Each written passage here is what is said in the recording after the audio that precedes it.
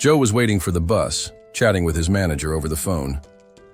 The manager sounded worried, but Joe reassured him he'd head straight to the meeting spot as soon as his bus pulled up. This wasn't just any meeting, his manager stressed how critical it was and urged him not to mess it up. Joe insisted he understood and told him not to stress out.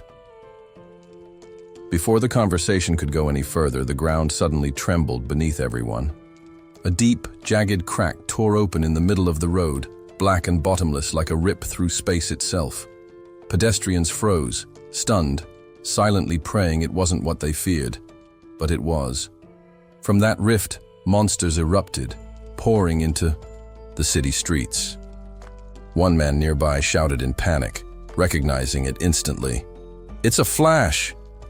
Flashes were dangerous rift events, dimensional tears that allowed creatures from another world to enter their own. Chaos exploded as people scattered. Screaming, someone nearby urged the others to report the incident immediately, though the panic made it hard to act rationally. Joe, too, realized he had to run. But just as he turned, something caught his eye. Lying on the ground where the crowd had just been was a little girl crying and calling out for her mother. Joe sprinted toward her, knelt down, and offered his hand. He scooped her into his arms and prepared to flee, but the monsters were already too close. Joe clenched his teeth, bracing for the worst, certain this was the end. Then, nothing. No pain. Instead, a voice rang out, asking if he was all right. He opened his eyes to see his unexpected rescuers, the Awakened. These were elite fighters, specially trained to battle creatures that slipped through the dimensional gates. A red-haired girl, one of them, turned to Joe and the child. She smiled and said they could relax now. Help had arrived. Relief washed over Joe. He was alive. Back at the B office, his boss was anything but sympathetic. The director was already furious, counting down the hours to the critical meeting Joe had missed. He yelled that Joe should have just run the rest of the way, flash or not. Joe listened quietly, biting his tongue as his co-workers whispered about the flash that had opened above the road. At the end of the scolding, the director threw a stack of papers at Joe, calling this his last chance.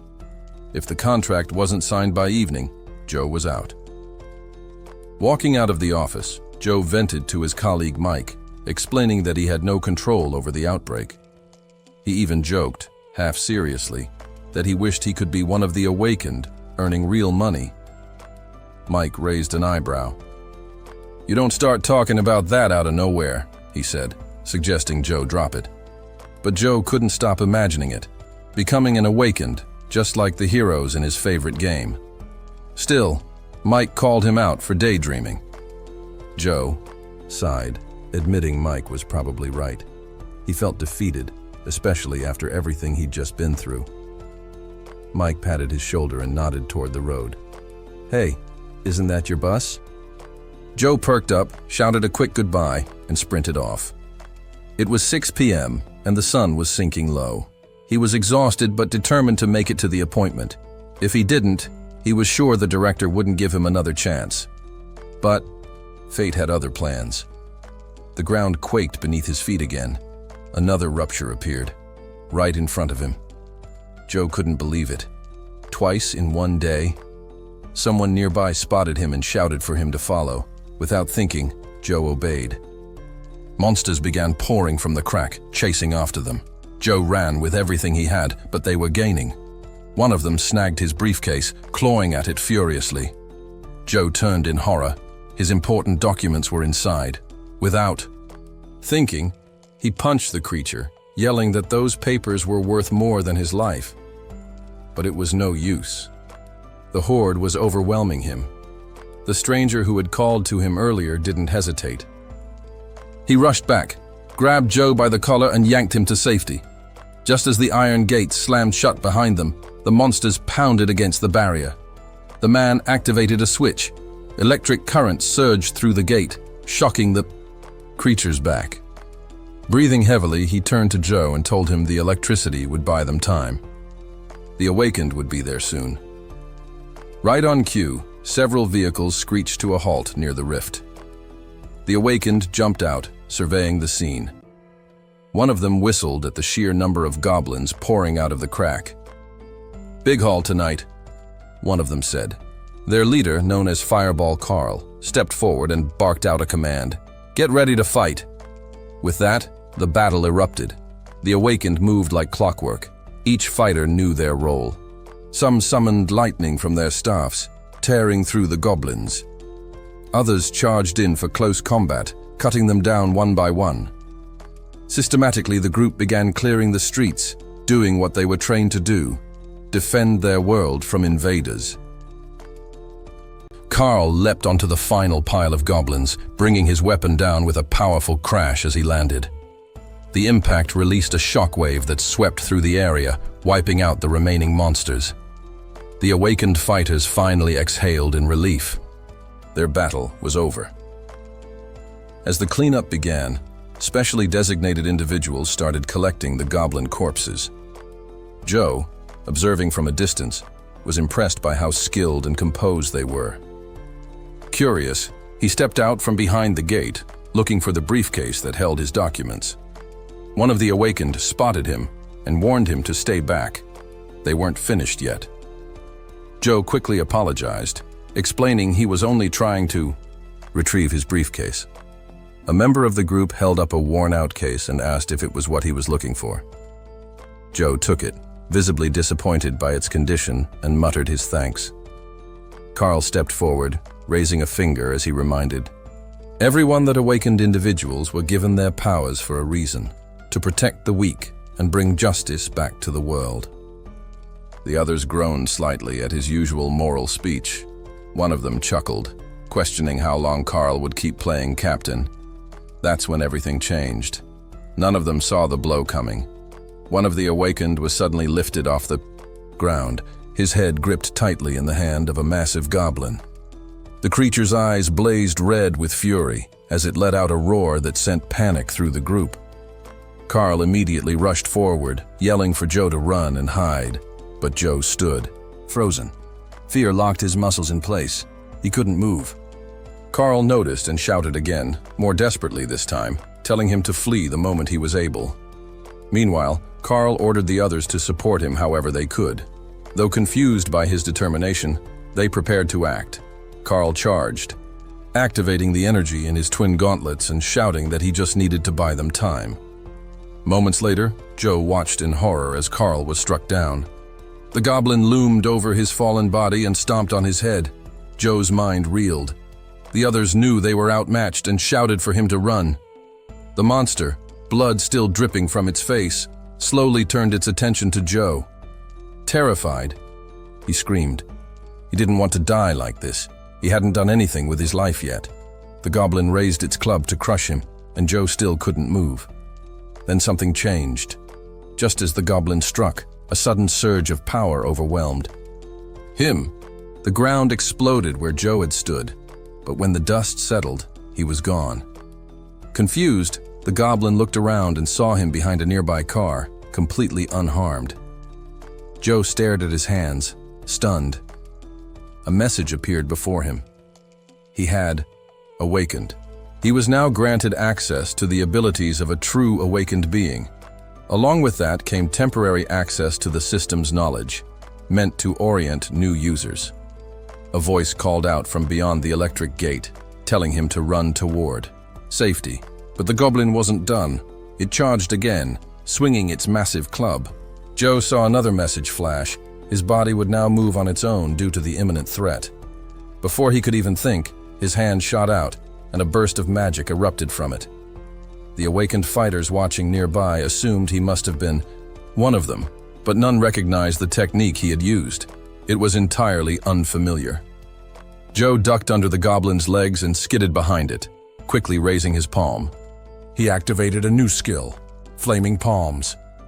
The goblin turned just in time to be hit by a blinding blast of fire, but it wasn't enough. The monster didn't even flinch. Not a scratch.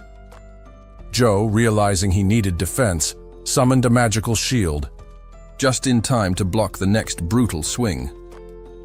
Then he spotted something. a sword lying on the ground behind him. He rolled to the side, grabbed it, and noticed it glowing with a mystical blue light. It was enchanted. Now he had a real chance. Joe launched forward with incredible speed, dodging the goblin's next attack. In one swift motion, he sliced through the monster before it could react. He landed behind it and turned just in time to see the goblin's body crack and crumble into ash. Its head, burned and blackened, shattered into dark fragments. A final notification appeared: threat neutralized. With that, the system returned control of his body and powers to him. The Awakened looked on, stunned, as Joe stood there alone among the fading embers.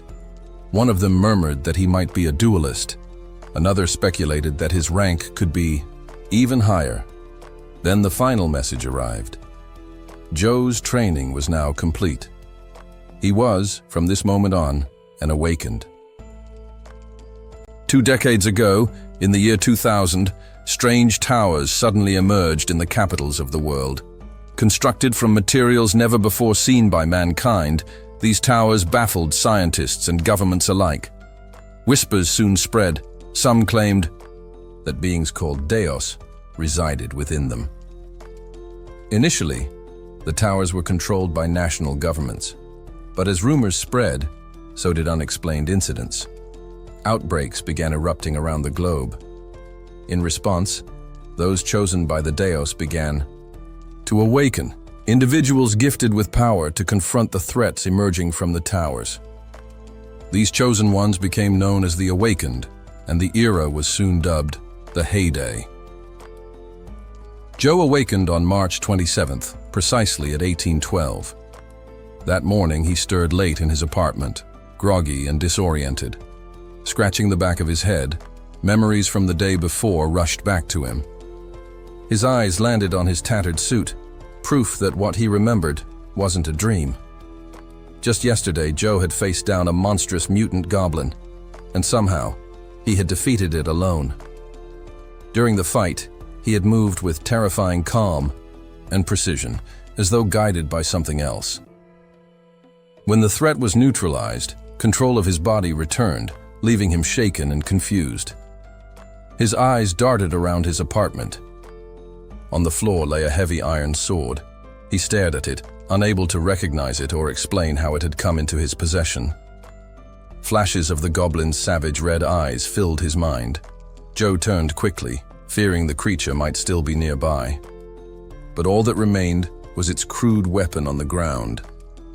Hovering above the fallen weapon were small, glowing blue tablets, low-grade crystals, unfamiliar but clearly connected to the tower outbreak. Joe hesitantly examined his sword again. He still couldn't believe he'd managed to destroy such a beast. Suddenly, voices pulled him back to reality.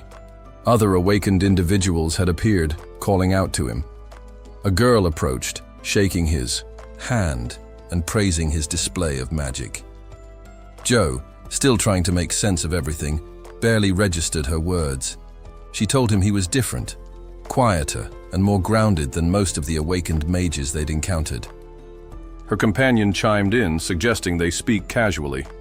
Joe, hoping to steer the conversation away from himself, asked if they needed to help clean up the mess left behind. The girl shrugged. Such destruction was typical after an outbreak, she explained. Joe, however, couldn't accept that. The sight of death and ruin wasn't something he could just get used to. The group then surprised him with a request. They wanted Joe to lead their team, believing he could train and guide them. But all Joe could remember was how they'd abandoned him earlier, fleeing in panic when one of their own was killed. Now, just minutes later, they acted like nothing had happened. Joe hesitated and asked for time to consider. They pressed him for an answer, but before he could respond, a voice rang. Out behind them, firm and authoritative, a woman stepped forward, flanked by 2 guards. She ordered them to stop pressuring Joe. The trio turned to see her, stunned by her sudden arrival. Joe silently hoped she was part of the administration. Maybe now the others would back off. 20. Years earlier, when the first awakenings began, new guilds had formed to handle the emerging threats. To maintain order and protect civilians, a global institution was created, the Administration of the Awakened. Laura, the woman who had arrived, with the guards, remarked that they'd gotten there faster than usual. She directed the two younger Awakened to accompany her. Meanwhile, Joe took the opportunity to slip away unnoticed. The others quickly realized he was running and, unsure what else to do, chased after him. One of the uniformed men asked Laura for instructions. Without looking back, she simply said, "To retrieve the runaways." Moments later, Joe's would-be teammates were on the ground, their arms restrained. One of the agents turned toward Joe and asked what they should do with him. Laura knelt, picked up his briefcase, and answered that it wasn't necessary to arrest him. She studied his documents, then told Joe they would inevitably meet again. Joe awoke with a start, his alarm blaring, his head throbbed. He couldn't help but wonder if his boss would believe the absurd truth, that he couldn't sign the contract because he had become awakened. Trying to ground himself, Joe slapped his cheeks, twice. He had to move on, still unsure how to harness. His abilities, he figured the first step was understanding them. Opening his interface, he began reading about awakened powers, a kind of game-like system displayed in blue windows. It outlined special abilities and stats, each rated by level. His rank was listed, along with all his attributes. Most were at level 5. His magic sat at 3. Something about it felt familiar. He scanned the table of contents and suddenly remembered. It resembled the character class system from his favorite game. Shocked, he realized he had somehow combined 3 classes, just like his original in-game build. In the Awakened world, those with 2 classes were called Double Awakened, extremely rare and highly valued by guilds. Joe had 3. He was a Triple Awakened. Excitement overtook him. He clenched his teeth and raised his arms, shouting with joy. His cry echoed through the apartment walls. Seconds later, a neighbor banged on the wall, telling him to keep it down. Joe muttered an apology, slightly embarrassed. He knew rushing into a dungeon would be foolish. Many Awakened died on their first attempt. He needed to develop his skills first. But he also needed money, ideally, without risking his life. Sipping. On a glass of milk, he brainstormed. There had to be a safer way to profit. Suddenly, inspiration struck. He revisited his stats and dug through his list of mechanical spells. One stood out, doubling the maximum level. Joe looked down at the glass. In his hand, he decided to start with that. Joe stepped out of the building and scanned his surroundings. Just a few steps away, a newcomer was getting a crash course on how things operated around here. Men in uniform were trying to recruit him into their guilds, promising support and future opportunities. The rookie glanced back toward the entrance, visibly relieved that they weren't interested in him. Joe figured he felt the same way. It was better to remain unnoticed. He preferred it that way. Being alone suited his plans, which were focused entirely on making money. Back at his place, Joe made another attempt to request magical energy from the noble to duplicate an item. A notification rang out. The duplication was being attempted at the highest level possible for his ring. As a large blue cube materialized around him, Joe watched with anticipation. But the process failed. His current level wasn't high enough to copy such a rare relic. Letting out a quiet sigh, Joe slumped to the floor and examined what was left. A champion's belt, a vintage writer's fountain pen, and Granny's teapot. For now, he slipped on the ring himself. He remembered that with his awakened registration, he now had access to Deus.net. Curious, he decided to look up the ring's value there. The plan was simple. Copy the other items and sell them at auction. Deus.net had become a central hub over the last 2 decades, connecting awakened users across the globe. It was a place for news, dungeon alerts, and most importantly, an auction platform for exchanging rare items.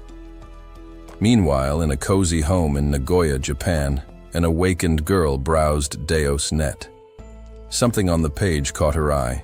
She clicked on the listing. intrigued by how ordinary items could sometimes hold incredible wisdom-enhancing power. Popping a candy into her mouth, she murmured that this one was difficult to obtain. Definitely worth buying. Despite the steep price, she made the purchase without hesitation. The fountain pen now belonged to her. Elsewhere, at the White Lotus Guild's top-floor office near Seoul Yen Station, a girl informed a man named George about her monitoring of recent transactions on Deos.net. George raised an eyebrow and asked what she was getting at. She explained that someone had recently listed a rare relic alongside a more common one, both freshly posted and one already sold. George inquired about the seller, wondering if they were a regular. The woman Agnes replied that this was a completely new user with no data in the system. With only one awakened license allowed per login, George asked what that implied. Agnes admitted she found it suspicious. Relics of that caliber didn't just appear, they were the kind you couldn't find even after sweeping through dozens of dungeons. George speculated that the seller might possess a hidden talent for discovering relics. Agnes nodded, saying that while high-grade relics usually moved through the elite Gangnam market, lower-tier ones often popped up through Deos.net. As she stepped out of her bath and dressed, Agnes added that this seller didn't seem like someone who dealt in such relics regularly. George agreed, noting that most people simply couldn't get their hands on such items. He said he'd reach out to the development team for more intel. Agnes thanked him. Back in the park, Joe was mid-exercise, doing push-ups and counting aloud. His goal was to complete 50.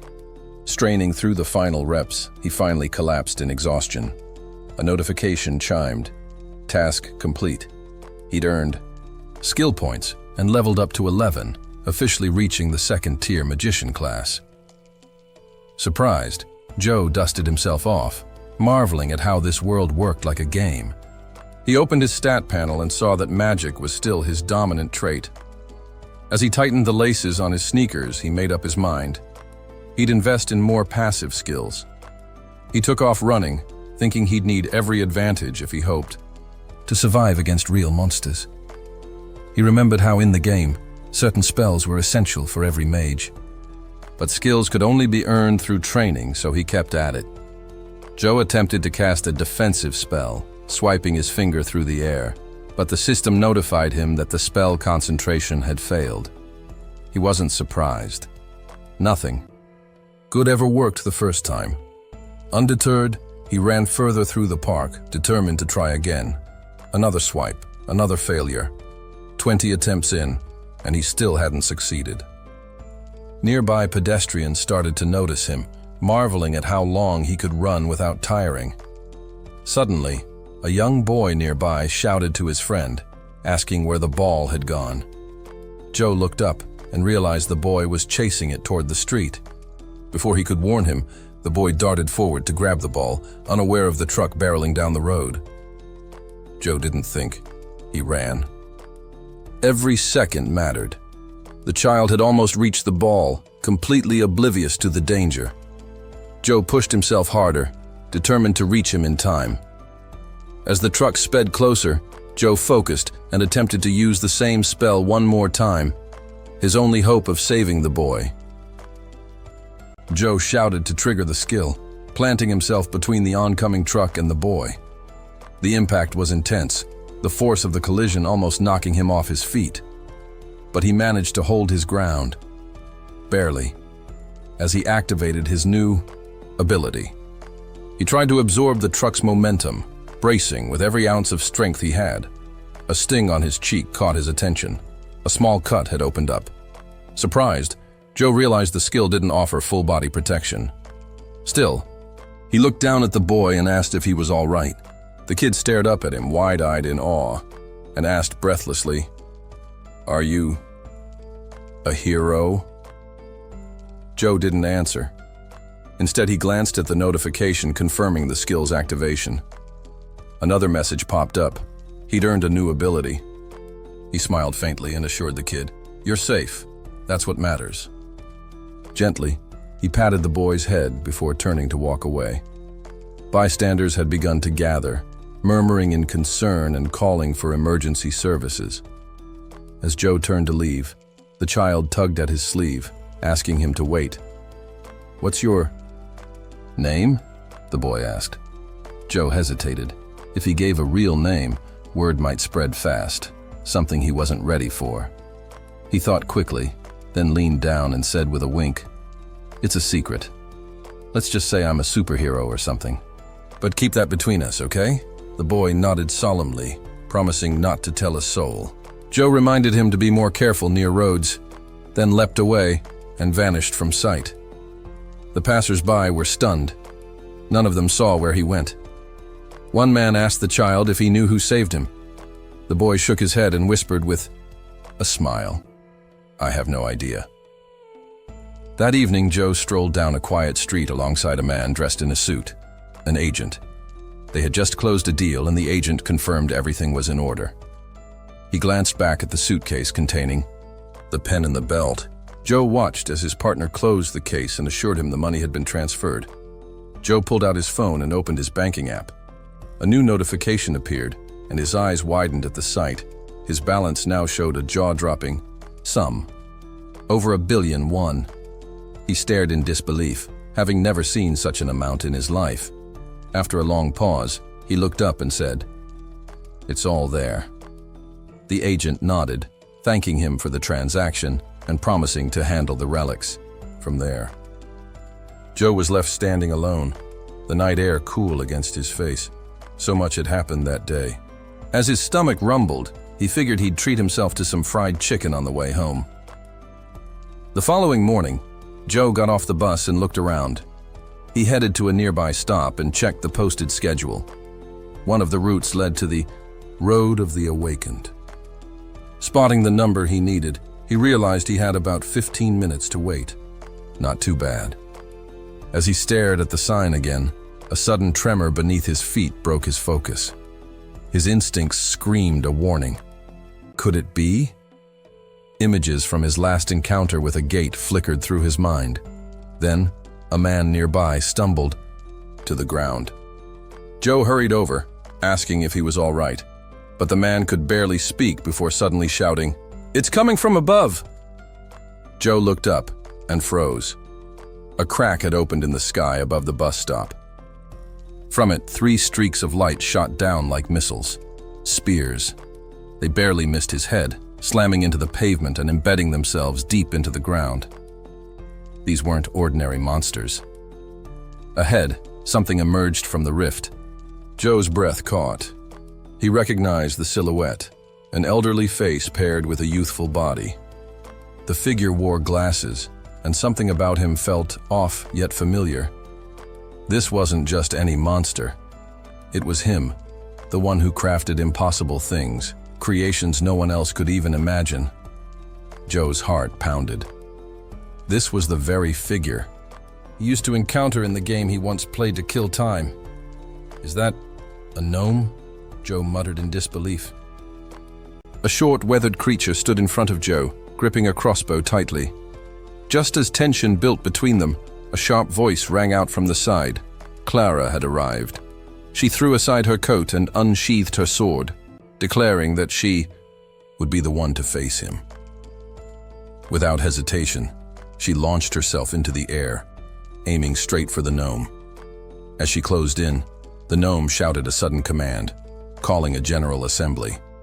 Clara's eyes widened in disbelief as a swarm of gnomes appeared behind him, each one armed and ready. Dozens of crossbows were aimed directly at her. A barrage of arrows flew through the air, too fast for her to dodge. Clara braced herself for the worst, but the arrows struck something invisible and shattered. A glowing blue barrier enveloped her. Shocked, she glanced at her arms. Joe had shielded her using his newly acquired defensive ability. She turned to him in awe, but he snapped, her back to reality, urging her to focus. From above, one of the gnomes dove at her, weapon raised. She instinctively raised her arms, now encased in iron gauntlets. At that moment, Joe activated his magic projectile spell, calling it out loud. Beams of energy shot from him, slicing through the attackers effortlessly. Clara stared at him in stunned silence. "This place is too dangerous," Joe warned her. He suggested she leave immediately, but Clara stood her ground. "I'm awakened too," she insisted. Joe pointed ahead. "You'll change your mind when you see what's..." Next, out of the dust, a massive ironclad monster thundered toward them. A shield in one hand, a hammer in the other, it marched with deafening steps. In the center of its helmet, a burning red light glowed like a furnace. Clara froze. She couldn't move. The fear had paralyzed her. Joe stepped beside her and explained that some high-level monsters could paralyze opponents with fear alone. She asked how he resisted it. He replied that he had faced something similar before and swiftly scooped her up in his arms. Caught off guard, she was still processing everything when they landed. Her rapier slipped from her grasp. "You should take a break," Joe said firmly. "Even with my shield, you're shaken." She nodded, grateful. Joe then asked if he could borrow her sword. She agreed, warning him to be cautious. Her blade wasn't very effective against arrows. Joe examined it closely and concluded it would be enough. With a powerful leap, he vanished from her view. Landing silently on a rooftop, Joe peered down. Below, a squad of gnomes had assembled, 10 wielding hammers, 9 with crossbows, and 1 commanding officer. Joe knew charging in head-on wouldn't work. His magic projectile alone wouldn't bring them all down. He focused first on the smaller threats. Activating a coordination spell, he fired a barrage of magical blasts, striking several enemies at once. He landed and surveyed the damage. His attack had proven far more effective than in any simulation. The remaining gnomes took notice and began advancing. Joe traced a symbol in the air and summoned a terrifying illusion. "Come, face the mighty one," he growled. The gnomes paused. One stared at him, and instead of a human, saw a towering dragon with glowing red eyes roaring above him. The hallucination was intense. Though one of the gnomes managed to fire a crossbow bolt that grazed Joe, it was too late. He'd already been taken out by friendly fire in the chaos. Joe understood the power of fear when amplified by wisdom. Illusions could be deadlier than spells.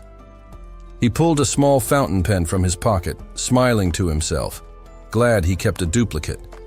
But he knew the spell's effects wouldn't last forever. He had to strike fast and eliminate the leader. He targeted the boss and launched another magical volley. The enemy raised its shield in time, blocking the impact entirely. Joe frowned. Clearly, this shield had high magical resistance. He'd need another approach. Drawing Clara's rapier, Joe whispered a plea to nature to unlock the blade's dormant power. The sword shimmered and morphed into a rare-grade enchanted weapon. He took a breath, steadied himself, then rushed forward. The iron behemoth raised its shield again. This time, it didn't matter. Joe's strike pierced through the metal. Like paper, the blade drove deep, straight into the helmet's core. "You relied too much on your shield," Joe said grimly. A gasp went through the ranks as the faceplate of the giant's helmet came loose. It fell away with a clang, revealing nothing. Inside, just empty darkness. Joe stared, stunned. There was no creature beneath the armor, just a void. He had no idea what he had just fought. Joe instinctively leapt backward, narrowly evading a powerful strike. The towering boss surged toward him, swinging a massive hammer that smashed into the ground, sending cracks rippling through the asphalt. Joe's eyes caught the flickering, red flames burning behind the creature's helmet. A sudden idea sparked. He prepared to cast another spell. With a swift jump, Joe launched himself high into the air and conjured a glowing projectile. He hurled it directly at the helmet. The creature raised its shield to block, managing to deflect part of the attack, but Joe could feel his energy draining fast. The armor glowed red from the heat, and suddenly, the front section dropped to E, the ground with a metallic thud. Inside the shell was a tiny gnome piloting the giant suit. Joe had never seen what the gnome boss actually looked like. He noticed the broken shield in the creature's hands and realized his magic was beginning to make a difference. As he scanned the other stunned gnomes around him, he knew their fear-induced. Paralysis wouldn't last long. They'd be back on the attack soon. He needed to finish this now. Joe drew a glowing symbol through the air and fired off another burst of magic at the armor. The energy burned hotter, causing the metal to warp and shimmer. The gnome inside tried to block with the remnants of his shattered shield, but most of it had lost its power. The armor had once withstood blow after blow, but now only scraps held it together.